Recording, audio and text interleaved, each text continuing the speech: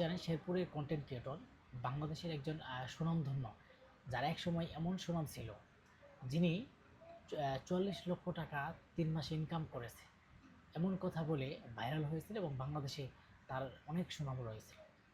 তিনি কিছুদিন পরপরই একটা বিতর্কের জন্ম দিয়েছেন এবং বিতর্ক পড়েছেন বাংলাদেশের কন্টেন্ট ক্রিয়েটরের ভিতরে। আসলে বাংলাদেশের কন্টেন্ট ক্রিয়েটর এখন হচ্ছে, তারা হচ্ছে যে কেউ এক একজনে এক একভাবে উপস্থাপন করছে এবং একজনের পিছনে আরেকজন লেগে বাংলাদেশকে একটা জগা খিচুড়ি তৈরি করে দিয়েছে।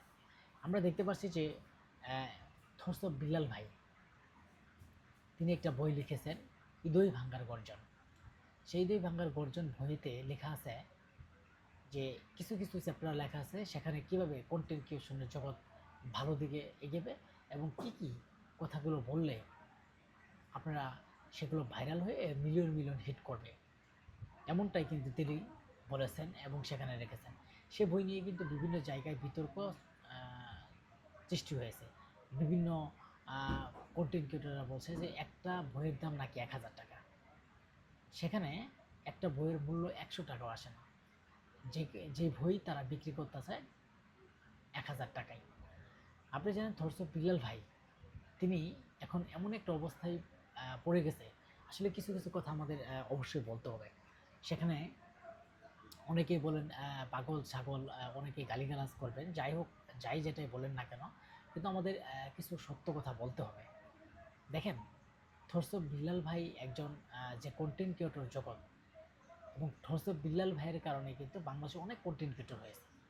তিনি যখন এত টাকা ইনকাম করেছে, তারপর থেকে যে ইনকাম কম হয়ে গেল এবং ফেসবুকে ইনকাম নাই, তারপর থেকেও কিন্তু তারা সেখানে লোক সংখ্যা বেড়ে যাচ্ছে।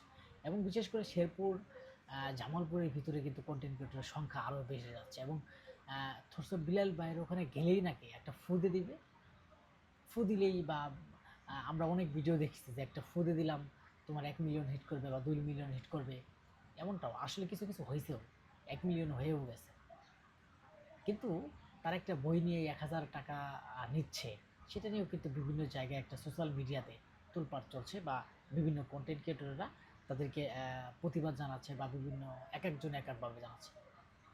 কিন্তু আমরা মনে করি যে বাংলাদেশের যে কন্টেন্ট ক্রিয়েটর আছে, এক একজন যদি আরেকজনের পিছনে লেগে যায়, তাহলে বাংলাদেশের কন্টেন্ট ক্রিয়েটর থেকে কেউ সাকসেসফুল এবং ভালো কিছু করতে পারবে না। অনেকে আছেন সারা বছর অনেক মানবতার ভিডিও করেছেন এবং মানবতা দেখাইছেন, গরিব মানুষের পাশে গেছেন, দুঃখী মানুষের অবদান, তাদেরকে টাকা পয়সা দিয়ে সহযোগিতা করে, বাড়ি গাড়ি করে সব কিছু দিচ্ছেন, মানুষকে সহযোগিতা করছেন। কিন্তু একটা ভুলের কারণে আপনার সব ধ্বংস হয়ে যায়। কিছুদিন আগে জামালপুরে মাদারগঞ্জের এক হাওয়াই রুটে সেখানে গিয়ে থরসব বিল্লাল একটা গালি দিয়েছিল। পিছন থেকে লোকেরাও কিন্তু বলেছিল ঠিক ঠিক। কিন্তু এই যে ঠিক ঠিক, যে ঠিকের কারণে কিন্তু আজকের দেশের পরিস্থিতিও কিন্তু ধ্বংসের দিকে। তাই আমরা বলি, বাংলাদেশের যে কন্টেন্ট ক্রিয়েটর আছেন, যারা আপনারা কন্টেন্ট ক্রিয়েটর আছেন, একজন আরেকজনের পিছনে না লেগে একজন কি করছে, আসলে সে কেন নিল, তার ভুল ধরছেন, ভালো কথা, তাকে বলেন যে ভাই এটা নেওয়া ঠিক হয় নাই। আর মানুষই কেন বা বোকা, আপনিই কেন তার ভুল ধরবেন? আপনি তার কাছ থেকে নেবেন না, ভালো কথা, একজনের মন চাচ্ছে সে নেবে। থরসব বিলাল অনেক ১,০০০ টাকা বিক্রি করছে, অনেকেই সেটা নিয়ে প্রতিবাদ জানাচ্ছে ১,০০০ টাকা কেন হবে। দোষ তো আসলেই থরসব বিল্লাল ভাইকে দিল না, দোষ হচ্ছে আমাদের সাধারণ বাংলাদেশের যে জনগণ আছে এবং সাধারণ যে যারা মানুষ, তাদের দোষ। আচ্ছা, বিল্লাল যদি একটা বই ৫,০০০ টাকা বিক্রি করে, সেই ৫,০০০ টাকায় কি আমাকে নিতে হবে? আমার কি বিবেক বুদ্ধি নাই? কেন নেয়? সে ১,০০০ টাকা দিয়ে নিলে সে বিল্লালের ওখানে গিয়ে যাবে, যাওয়ার পরে বিল্লালের একটা ভিডিও করবে, বা বিল্লাল ভাই এজেন্টে লেখছে, মিলিয়ন মিলিয়ন হিট খাবে এবং অনেক টাকা ইনকাম করবে, সেই সুবিধার্থে।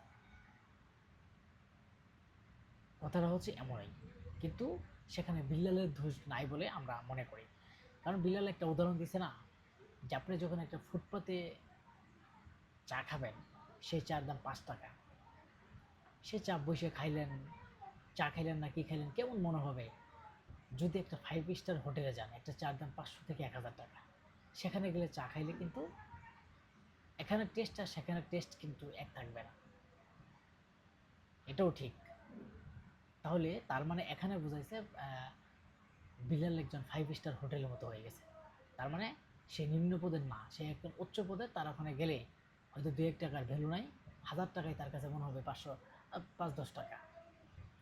যাই হোক, ভিডিওতে আসলে অন্য মাইন্ড করে কেউ নেবেন না। আমি আসলে বোঝাতে চাচ্ছি যারা বাংলাদেশে কন্টেন্ট ক্রিয়েটর বা যারা ইউটিউব ফেসবুকে ভিডিও করেন, তাদের সুবিধার্থের জন্য, যাতে আমরা একজন আরেকজনের কাছে লেগে না যাই, একজন কিভাবে ভালো করছে এবং আমি কিভাবে ভালো করতে পারি, এবং তার দেখা অনুসারে এবং বা অন্য অনুসারে কিভাবে আমি এগিয়ে যেতে পারি, সেই সুবিধাতে, এবং সবাইকে সেই সমর্থন জানানো। না জানিয়ে একজন আরেকজনের পিছনে লেগানো এবং লেগে যাওয়া, এটা বাদ দিয়ে, এটা বাদ দেন।